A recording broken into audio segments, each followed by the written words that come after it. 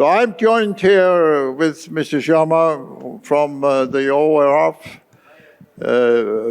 representing the leadership of our co-host for this. And as you see in the program, the title is The Road Ahead, Geopolitics, Geoscience, Geoeconomics. And the thinking behind it is in the democratic tradition of the Arctic Circle. We want to close the forum by an open session where each and every one of you are invited to share your impressions, thoughts, recommendations, or whatever you want to share with us. We did this in Tokyo, for example. At the end of the very important forum we had in Tokyo, we opened up the floor, and it turned out to be a very, very interesting and informative discussion. So really, what happens now is up to you. It's not up to us here.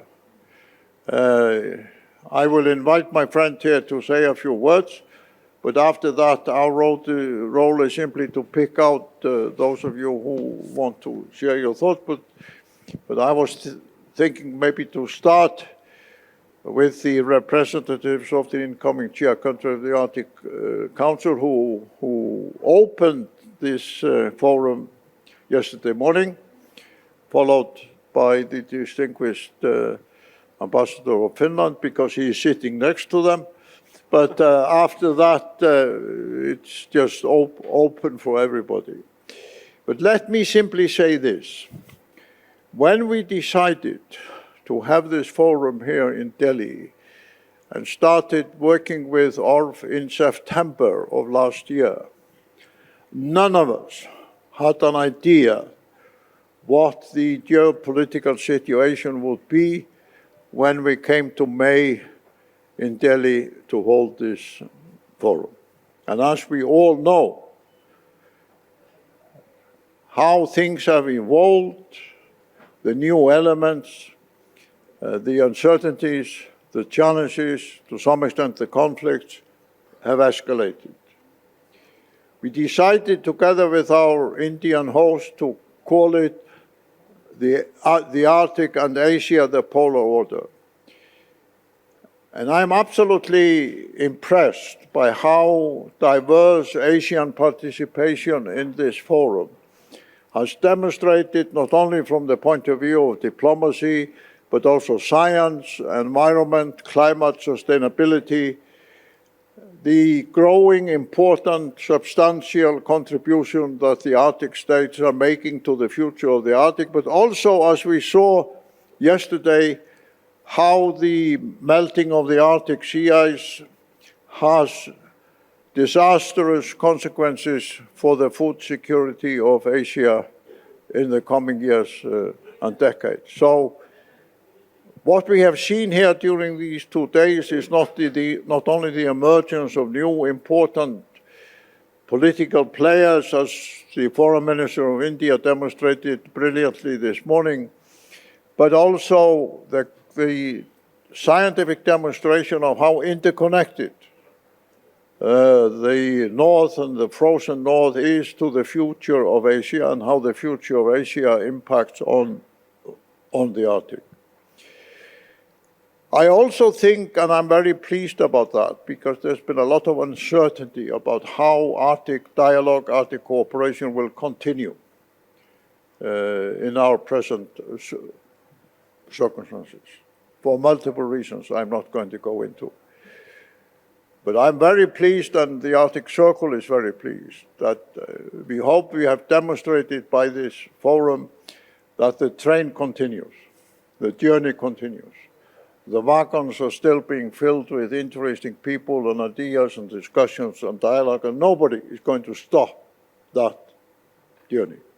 That is a very important message to multiple entities in different parts of the world who have another view of how the Arctic cooperation either should stall or be derailed or not take the same form as it has in the past. So I want to thank all of you here and now for having helped us to bring forward this living, dynamic community of engaged Arctic leaders from diplomacy, science, politics, environment, activism, and young people and others, so the rest of the world can see that the Arctic cooperation is a living, ongoing reality.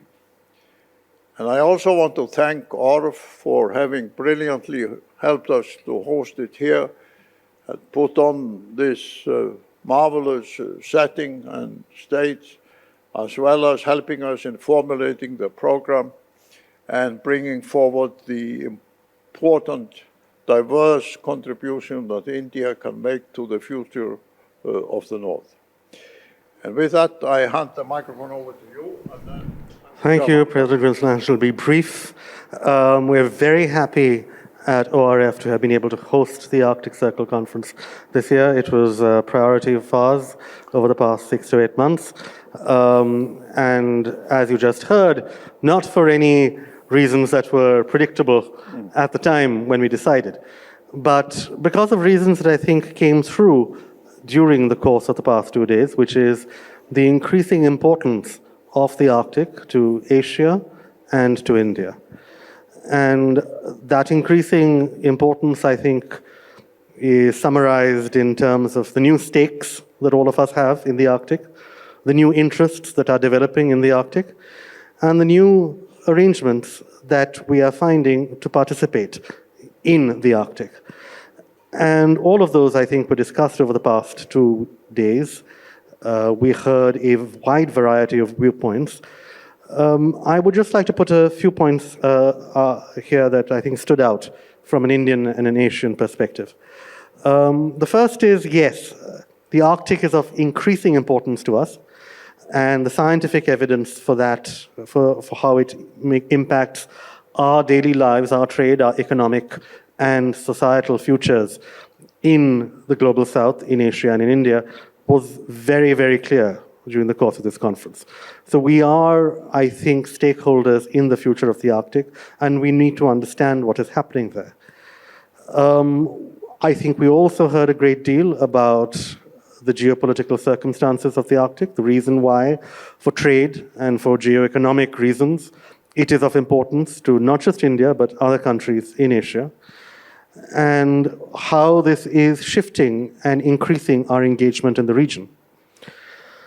I think the engagement is increasing partly because it is driven by the growth of our own interests, our own economic footprint, our own energy requirements, but also our exposure as countries on the front line of climate change.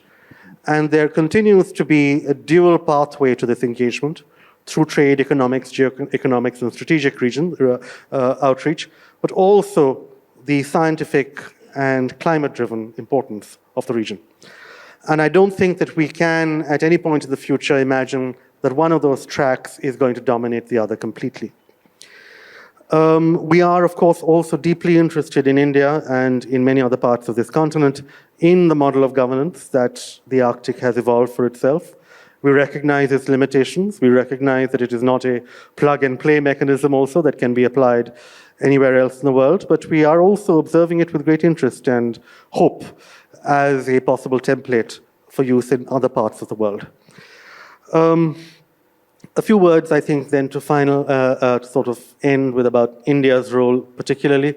We have increasingly come to think of ourselves in this country as a bridge, as a location for conversations of the sort that the Arctic Circle produces, but also as a bridge between people who don't normally necessarily talk to each other very much, as a bridge between blocks, whether geoeconomic or geopolitical.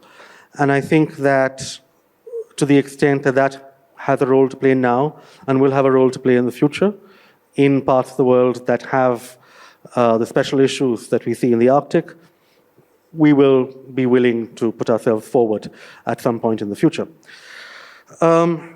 Finally, I think that I need to underline right at the end of this little intervention the importance of the Nordic countries in particular to India's development. The commercial interests of Sweden, for example, in this country are very great. Denmark has pioneered a green strategic partnership with us, which is, we believe, a template for how we will engage with multiple other countries in the future, not just in Europe. And of course, we are very glad that we have been able to come to an economic partnership with EFTA, which includes Norway and Iceland. So there are multiple ways in which many Nordic countries we view as vital to our future. I think the fact that the Prime Minister has a scheduled meeting annually with the Nordic Prime Ministers is a signal of this. He doesn't do this with anybody else. So it's definitely a signal of that. And I hope that some of what we discussed over the past 2 days will be reflected in the joint statement at the end of the next such iteration of those meetings. Thank you. Well, on that Nordic note, we will bring that microphone over to Kenneth. I think it's proper that you should start. You can face the audience because this is not really us, the two of us, it's you and the rest, yes. Thank you. As a Greenlander and as Arctic Ambassador for the Kingdom of Denmark, first I would like to thank the organizers, our Indian host and the Arctic Circle. That was a very necessary thing to do, what you did. Because it's important to be here. Usually we meet our Asian counterparts quite briefly at conferences in Europe or in North America, and we have way too little time and try to understand what this is all about and the engagement and so on. So it's important to get this deeper insights among our partners here in India and in Asia in general, to be able to host, to be able to describe the cooperation which is necessary for this world. So it has been wonderful to focusing a few days to focusing on Indian and Asian priorities. It's so understanding to understand the thinking as well about the Arctic in Asia among Indian counterparts. It's been very important, and I hope very well that it will be possible to continue this. This shouldn't be the only Arctic conference that we will see. Hopefully we will see much more activities in the years to come. It is very much necessary. Thank you very much. Thank you very much. So thank you for sharing your impression, as well as I hope the rest of you in this dialogue will share your impressions, recommendations, or any thoughts. Yes, please. Mr. President, the Finns are shy and timid people. Public speaking for us is painful. Impromptu public speaking is just sheer horror. When I left my home to go to the airport, my neighbor said, "So where are you going this time?" And I said, "Going to New Delhi, India." And he looked at me and said, "Is India now part of the Arctic region?" And I said, "No, but they're very important for the Arctic." Mr. President, thank you for the great event. It was well worth the journey to come here. And I hope that the representatives of the Arctic states that have been present, through their interventions, have been able to convince you, first of all, that the Arctic Council is an important organization, and it will continue to be ever more important, and the Kingdom of Denmark will have a very big responsibility on steering us forward. Secondly, I hope that we've been able to make all realize that for the Arctic states, the region that has been discussed here is our home. As the international attention towards the Arctic region continues to increase, you have to respect the Arctic people, first and foremost, the indigenous people, and be considerate that you are in what we call our home. But as I said earlier in my own panel, saying that does not mean that there should not be cooperation. There is plenty of scope and potential for cooperation, for partnerships, and common work for the one planet that we all live in. If we win in the Arctic, you win. If we lose, everybody loses. So we need to work together. Personally, I look very much forward to seeing some of you at the Arctic Spirit in Rovaniemi next week, then at the U-Arctic Annual Congress in Inari in June, then Arctic Encounters in July, and then, of course, at the Arctic Circle Assembly in October. I thank you all for great discussions, exchanges, and very many new ideas that I was able to obtain. Thank you. Thank you, both of you. So the floor is open. I need some hands up so we can pass the microphone. Yes, so let's bring it over there. Maybe you introduce yourself, yes. Hello, I'm Alison Kelleher, a Blumini Inupiaktuk Nosiak Kazaknak, Alison Kelleher Seuza, Manoid Lakasa Uza. My name means the bringer of the sun in Dene or Koyukon Athabaskan. I'm an indigenous person from Alaska. I'm also a physician and researcher, and I'm honored to be invited and your guest. It's been a wonderful stay and a wonderful meeting. I have just a couple of messages I'd like to share. In our recent research, we've discovered that 6% of the global population identifies as indigenous and cares for 85% of the biodiversity on the planet, thus linking planetary health and human health to indigenous health. So just echoing those voices about representing indigenous people and having indigenous representation, I want to also mention that in the United Nations Permanent Forum on Indigenous Issues, we've recently published guidelines for operationalizing the indigenous determinants of health, and in fact have created metrics and measuring tools to look at how well we're addressing indigenous health globally with member states and also organizations. So I encourage you to Google and look up the UN Permanent Forum on Indigenous Issues, Indigenous Determinants of Health metrics, and join us in creating awareness of how well we're addressing needs globally and how those relate to planetary health. I thank you so much for this opportunity to speak before you. Thank you very much, Anna Masi Kuyana. Thank you, all my relatives.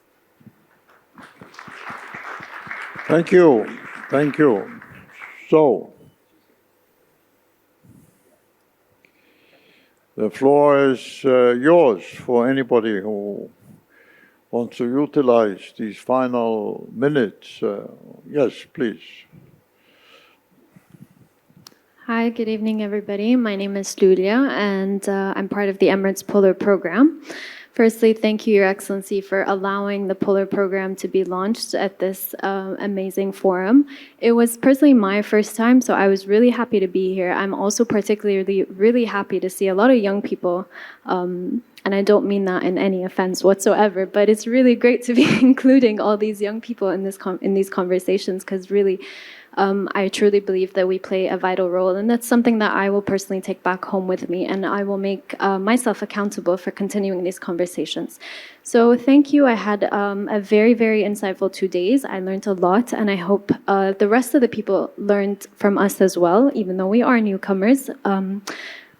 Speaking from my personal experience, we were really welcomed as non-Arctic players, so thank you, everybody, for that. Thank you for keeping an open mind and listening and wanting to know and learn more. And again, thank you for the organizers. It was great, and I look forward to the next one and continuing these conversations, so thank you. Well, thank you very much indeed. As many of you have noticed, this is the first international conferences where the new Emirates Polar Program is being presented. And I'm certain if 5 years ago people would have been asked whether there would be an Emirates Polar Program presented at the Arctic gatherings like this, very few people would have believed it. But I personally think it's one of the most important innovations that have taken place with respect to the Arctic and the polar regions in recent times. And if I may say so, since you took the microphone, with all due respect to Wasim and others, I think it's brilliant to have you as the young generation of the Emirates to speak about it here sort of at this forum. It is definitely a new Middle East, which is arriving in the polar regions through the Emirates Polar Program. And it will be fascinating to see what this new generation of scientists, policymakers, thinkers, diplomats, and others from that region will add to the Arctic Polar Dialogue, as all of us will watch with fascination how India will perform in the coming years in its new enhanced role in the Arctic and the polar region. So I think these two things about India and the UAE, the Emirates, are one of many significant aspects that this forum has helped to bring about. So the floor is still open for anybody who, yes, please, at the back, please, yes. Thank you very much. Also want to thank ORF and Arctic Circle. My name is Larry Ibrahim from UIT and also the coordinator for the initiative we've dubbed Afro-Polar Initiative. I traveled from Tromsø to Delhi looking for inspiration, and I really feel that listening to the different presentations and the top quality speakers, I've really had a lot of inspiration to go back to this project. And as the last young speaker said, meeting different students from India here shows that the future of the polar regions is bright, because we need young people to continue the mantle. And having students in the universities in political science, in law, is a good inspiration to the projects that we want to do back home in terms of bringing the polar regions, connecting Afro and Arctic together. So thank you for putting this, and I'm looking forward to collaborating more with Arctic Circle going forward. Thank you.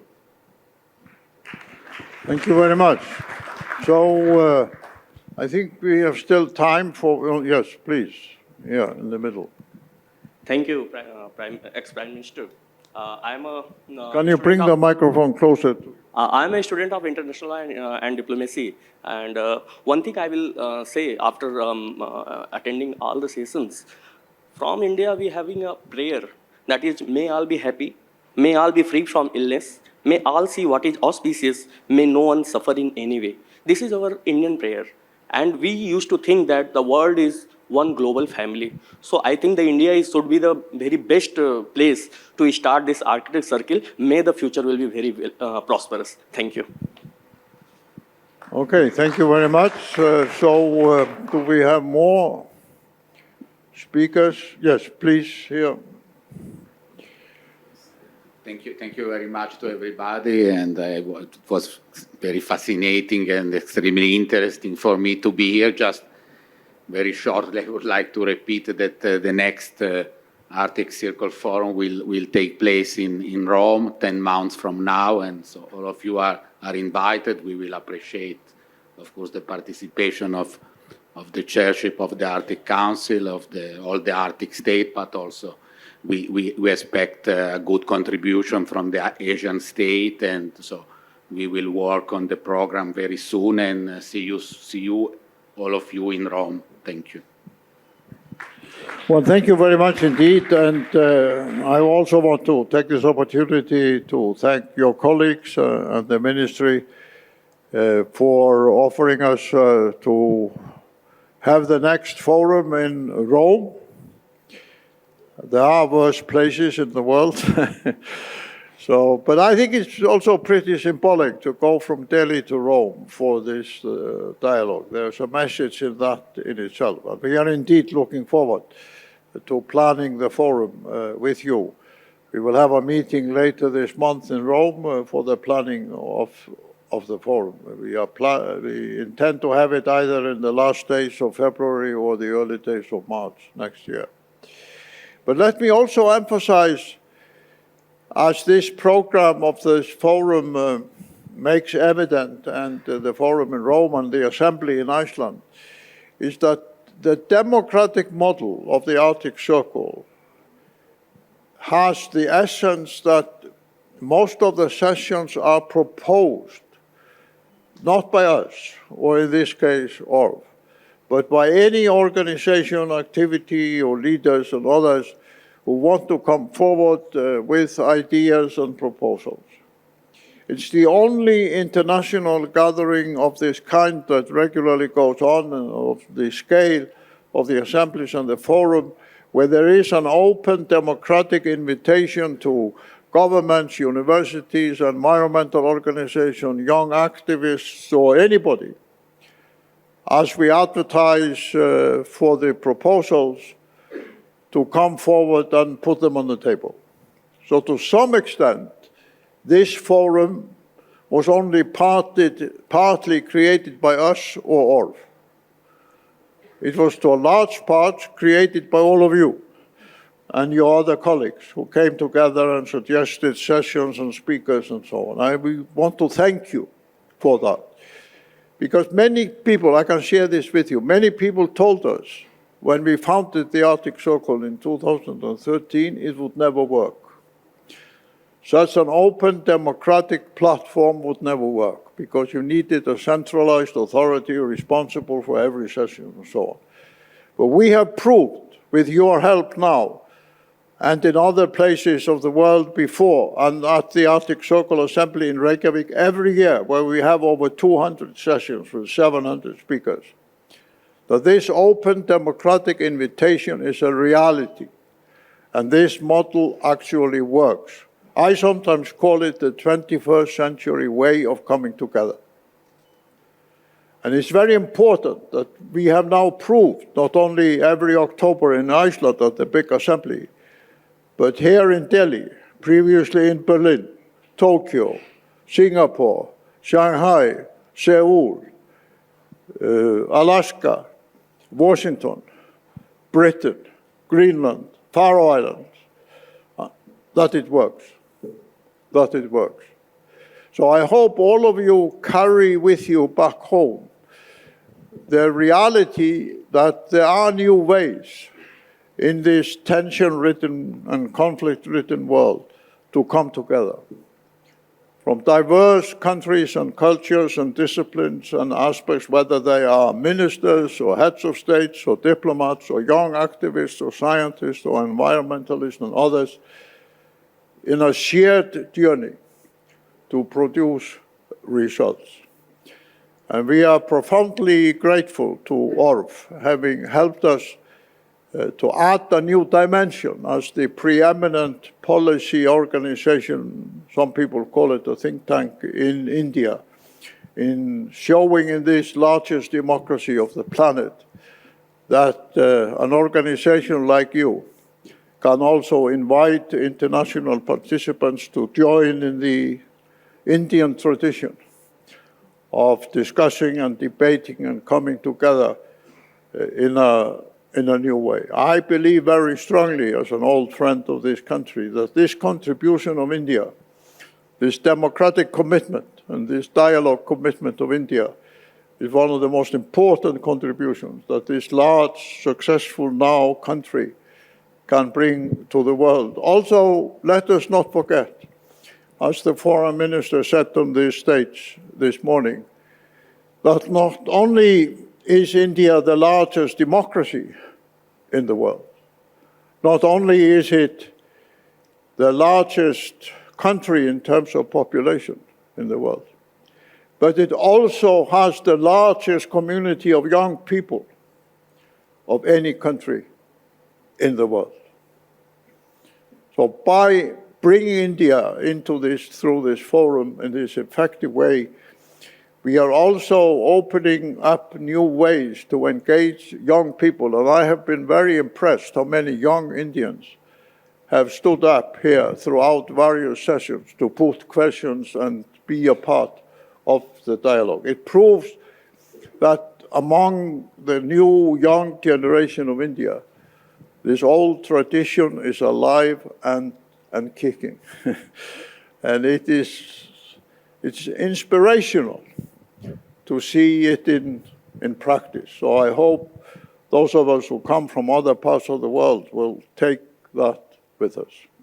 So, my friend, I will invite you to say a few words, and then I will just have a few sentences towards the end. Thank you all. I won't keep you for much longer. Just to say that we at ORF are very happy to partner with you on this conference. As you said, this is also unusual in that it has multiple stakeholders. There were people who came up and designed their own sessions, and we're very happy to have been able to curate and create space for these multiple voices and multiple perspectives. That is our job at ORF, that is India's job in the world, and we hope we carried out well. Well, the time for comments from the audience is over, because the only thing left is to announce the reception, which will start, and invite all of you to share that celebration with us here and stand up from your chairs or continue sitting, whatever you want to do. But with those very words and with the invitation to join us in this closing reception, I declare the Arctic Circle India Forum hereby closed. Thank you very much for your contribution.